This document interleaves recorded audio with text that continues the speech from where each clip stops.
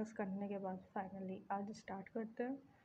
सो अभी फ़िलहाल हम शुरू करने वाले हैं TPMS। तो ये नोट्स ना मैंने पहले बनाए थे अपने उस पर कॉलेज टाइम पे, वो हैंड रिटन थे। ये थोड़ा डिजिटल वाले हैं, मुझको सॉफ्ट कॉपी मिल गई थी, तो इसी से रिवाइज़ कर लेते हैं। ठीक है, सुंदर भी हैं देखने में, समझ में भी आएंगे। ठीक है, ओके। तो ये देखो,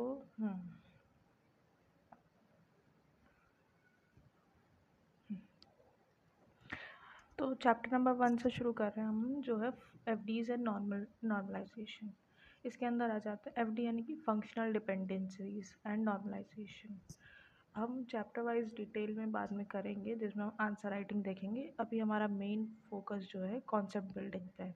ठीक है, तो सबसे फर्स्ट जो टॉपिक है वो हमारा आ रहा है relational database management system. Okay, इसमें हम पहले डेटाबेस होता क्या है। डेटाबेस हम जो पढ़ते हैं DBMS में, वो हमारा टेबल के फॉर्म में होता है। टेबल जिसको हम पूरे DBMS में रिलेशन बोलेंगे।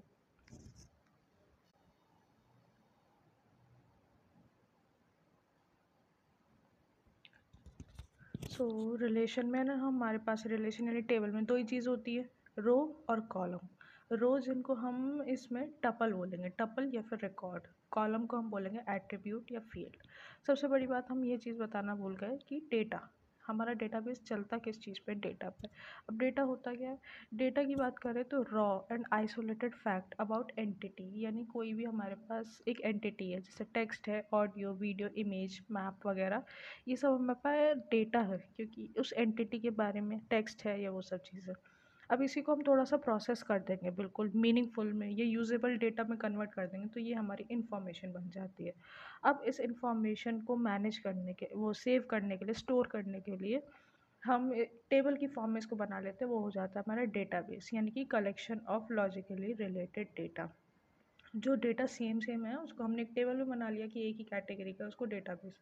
अब इस डेटाबेस को मैनेज करने के लिए जो सॉफ्टवेयर हम यूज़ करते हैं, इसमें हम डेटाबेस को क्रिएट कर सकते हैं, मैनिपुलेट कर सकते हैं, डिलीट कर सकते हैं। उसके लिए हम यूज़ करते हैं DBMS।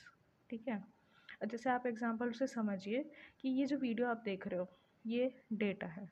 यूट्यूब जो है वो एक डेटाबेस है, और वीडियो जो आप देखना चाहते हैं वो इन्फॉर्मेशन है।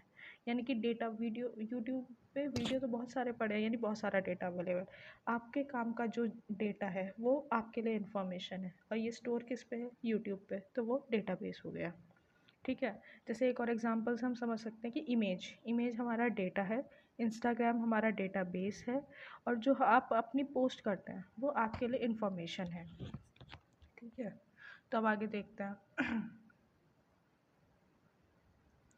तो कुछ इस तरीके की दिखती है हमारी टेबल डेटाबेस में। ठीक है, रुको मैं पेन चेंज कर लेती हूँ।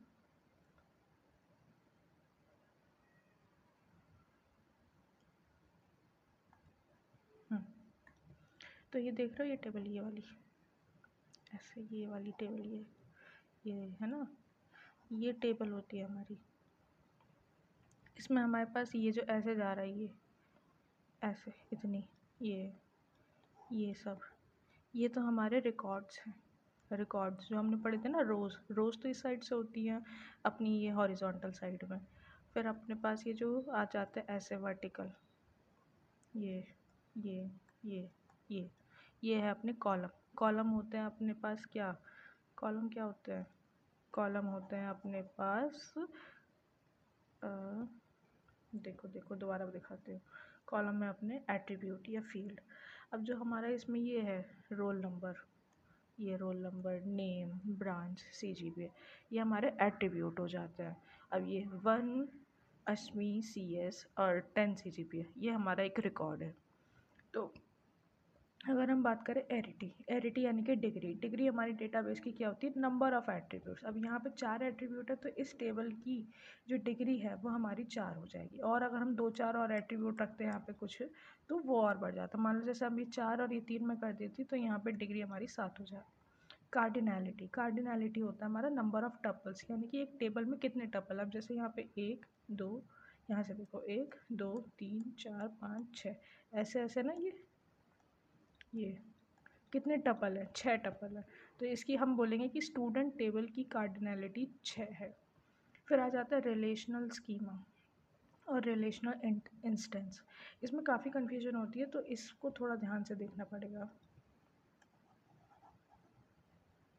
ठीक है।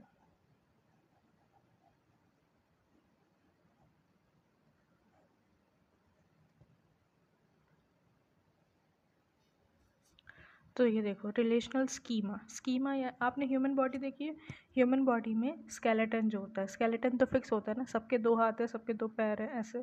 तो ऐसे एक जो टेबल है, इसमें एक बार स्केलेटन डिफाइन हो जाता है तो स्केलेटन फिक्स होता है, ठीक है, इसलिए इसको कहते हैं इंटेंशन, ओके। और ये होता है फिक्स्ड, यानी कि देखो टेबल का एब्स्ट्रैक्शन या फिर टेबल में हेडिंग क्या है, जैसे कि हम टेबल का नेम की बात करें, एट्रीब्यूट के नेम की बात करें या डोमेन, ये 3 चीज़ें तो लगभग फिक्स होती हैं, डेटा इसमें ऐड होता रहेगा, लेकिन ये चीज़ें तो फिक्स रहेंगी। यानी कि जैसे इस टेबल की हम बात करें, इस टेबल का नेम स्टूडेंट ही रहेगा अनटिल अनलेस हम इसको चेंज करेंगे। ये एट्रीब्यूट रोल नंबर है, तो ये इस लाइन में जितने आएंगे सब रोल नंबर ही आएंगे। नेम है, यहाँ पे सारे नेम आएंगे। ब्रांच है, सारे ब्रांच आएगी, CSI IT है, EC है, CGP है, तो ये सब आएगा, ठीक है। तो ये चीज़, अब डोमेन क्या होता है, डोमेन जैसे रोल नंबर है, रोल नंबर न्यूमेरिक ही होता है या फिर ज़्यादा से ज़्यादा अल्फ़ा न्यूमेरिक हो सकता है, तो यही चीज़ इसमें आ सकती है, इसके अलावा और कोई चीज़ नहीं। जैसे कि इसमें स्ट्रिंग नहीं आ सकती। अब नेम है, नेम हमारा स्ट्रिंग होता है, किसी का नाम 1 2 3 4 तो नहीं होता, तो यहाँ पे न्यूमेरिक वैल्यू नहीं आ सकती। ब्रांच, ब्रांच हमारी CSIT और ये है। अब इसमें ऐसे तो है नहीं कि XYZ कुछ भी ब्रांच हम रख देंगे, जो ब्रांच किसी कॉलेज में है या जो जिस कॉलेज का ये डेटाबेस है वहाँ पे उसी के अकॉर्डिंगली ये आएगा। CGPA न्यूमेरिक ही होता है, अल्फ़ाबेटिक तो होता नहीं है, तो इसलिए ऐसे ये डोमेन फिक्स होती है। अब हम बात करें रिलेशनल इंस्टेंस, ये इसका क्या होता है, जैसे relation state at the moment क्या है, इसलिए इसको एक्सटेंशन कहते हैं, यानी ये चेंज हो सकती है। क्यों?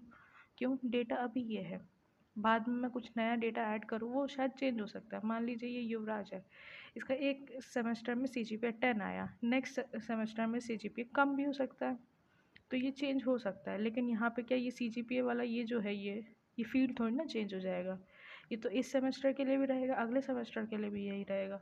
तो ये हम जब बात करते हैं कि एट द मोमेंट क्या है हमारा डेटा, क्या रिकॉर्ड है, वो हो जाता है relation state.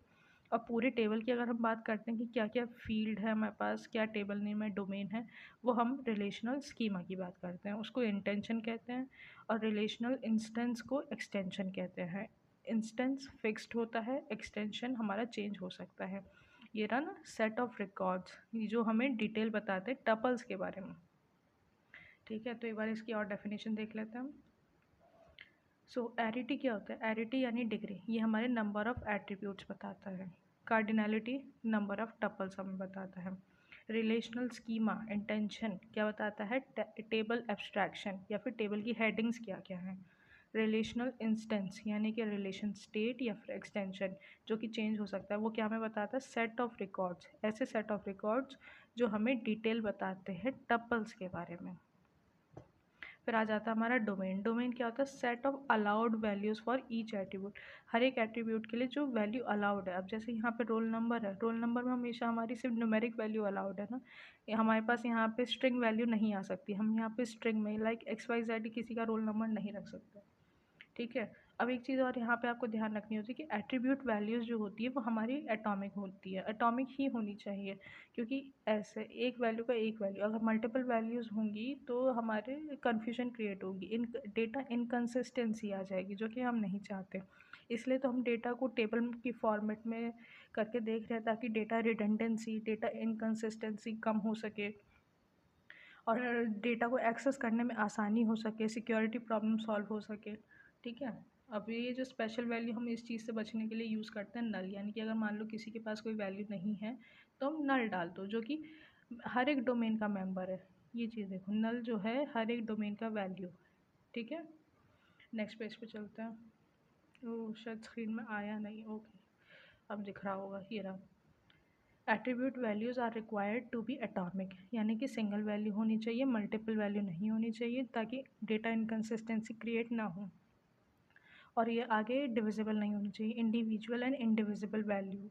Special value null हम यूज़ कर सकते हैं कहीं भी, अगर इन केस हमारे पास कोई वैल्यू नहीं है किसी फील्ड की, और नल जो है वो मेंबर ऑफ़ एवरी डोमेन है, ठीक है। चलिए आगे चलते हैं। अब आ जाते हैं रिलेशन स्कीमा और इंस्टेंस को और अच्छे से समझने के लिए, ठीक है। तो शुरू करते हैं, ये रहा। A relation schema R denoted by R, ये A1 A2 A3 ये जो है ये हमारे पास एट्रीब्यूट की लिस्ट है, is made up of a relation name R, a list of attribute, ये रहा A1 A2 AN, each attribute AI domain D is called the domain A and denoted by A। तो ये बहुत confusing सा तुम्हें लग रहा होगा ये, क्योंकि कॉम्प्लेक्स है, लेकिन इसको तुम थोड़ा बहुत याद कर सकते हो क्योंकि हमें लिखना पड़ेगा, सब्जेक्टिव पेपर है, ऑप्शनल नहीं है, काश ऑप्शनल होता, ठीक है। द डिग्री या एरिटी, हमने पढ़ा था डिग्री और एरिटी एक ही बात है। एक रिलेशन की अगर हम बात करें तो उसका क्या मतलब है, नंबर ऑफ एट्रीब्यूट्स, कितने नंबर ऑफ एट्रीब्यूट्स हैं उस रिलेशन स्कीमा के, ये दे रखा है। देखो हम एग्जांपल ऐसे दे के दिखाएंगे। स्टूडेंट एक टेबल है जिसमें name, serial number, home, phone, address, office, phone number, age, GPA, ये जो है ये एट्रीब्यूट्स है और ये स्टूडेंट नाम का टेबल है। तो ये जो पूरा हमने ऐसे दिखाया है ये हमारा रिलेशन स्कीमा है, ठीक है। ये क्या दे रखा है, 1 2 3 4 5 6 7, है ना। तो ये हमारा relation of degree 7 which store information about university student, एक यूनिवर्सिटी का बच्चा है उसका डेटा उसने रखा है, इसलिए इसमें यहाँ पे डिग्री 7 हो गई, ऐसे बता रखा है, ठीक है। 7 एट्रीब्यूट डिस्क्राइबिंग ईच स्टूडेंट, हर एक बच्चे का यहाँ पे हमारे पास नाम होगा, सीरियल नंबर होगा, घर का फ़ोन नंबर होगा, एड्रेस होगा, ऑफिस का फ़ोन नंबर होगा, उसकी एज होगी, उसका जीपीए होगा। तो हर एक बच्चे का हमारे पास ये स्पेसिफिक डेटा होगा, ठीक है। Schema using the data type of each attribute, the definition is sometime written as, अगर हम इसी में हम बात करें स्कीमा को और डिफाइन करना चाहते हैं तो हम इसको लिख सकते हैं कि स्टूडेंट हमारे पास टेबल नेम है जिसमें नेम जो फील्ड है उसमें सिर्फ स्ट्रिंग डेटा टाइप आएगा, सीरियल नंबर जो है उसमें स्ट्रिंग आएगा, होम फ़ोन नंबर है स्ट्रिंग आएगा, एड्रेस है स्ट्रिंग आएगा, इस टाइप का डेटा टाइप आएगा। जैसे जीपी है तो रियल नंबर आना चाहिए, एज है तो इंटीजर नंबर आना चाहिए। तो ये हमने डोमेन भी डिफ़ाइन कर दिया स्कीमा को और स्पेसिफिकली डिफ़ाइन करने के लिए। अब यहाँ पे ये चीज़ देखो वन रिलेशन स्टेट से हम अनदर रिलेशन स्टेट में जा सकते हैं, ठीक है, कोई दिक्कत नहीं। एक टेबल है स्टूडेंट CS तो उससे हम स्टूडेंट DS में भी जा सकते हैं, कोई दिक्कत नहीं, हम कन्वर्ट कर सकते हैं बस। लेकिन स्कीमा फिक्स होता है, स्टेट चेंज हो सकती है, ये तुम्हें ध्यान रखना है, ठीक है। यानी कि एक बार हमने स्केलेटन अगर बना दिया कि ये टेबल है हमारे पास A2, किसी में 3 फील्ड है, 1 A है, ये B है, ये C है, और ये PQR नाम की एक टेबल है जिसमें ABC है। अब ये स्केलेटन तो फिक्स है ना अब मैं इसका नेम को बदल के XYZ कर दूँ तो कोई दिक्कत नहीं, लेकिन ये तो स्केलेटन अभी फिक्स है, फील्ड तो 3 ही है ना। अब यहाँ पे मैं डेटा रख दूँ 1 2 3 ऐसे ऐसे कुछ भी, 3 डेटा हैं तो ये चल जाएगा। मैं 1 से 2 में आ सकती हूँ, 2 से 1 में आ सकती हूँ, चेंज कर सकती हूँ, कोई दिक्कत नहीं, लेकिन स्कीमा फिक्स होता है। जैसे यहाँ पे एग्जांपल दिख रहा है ना, ये स्कीमा है,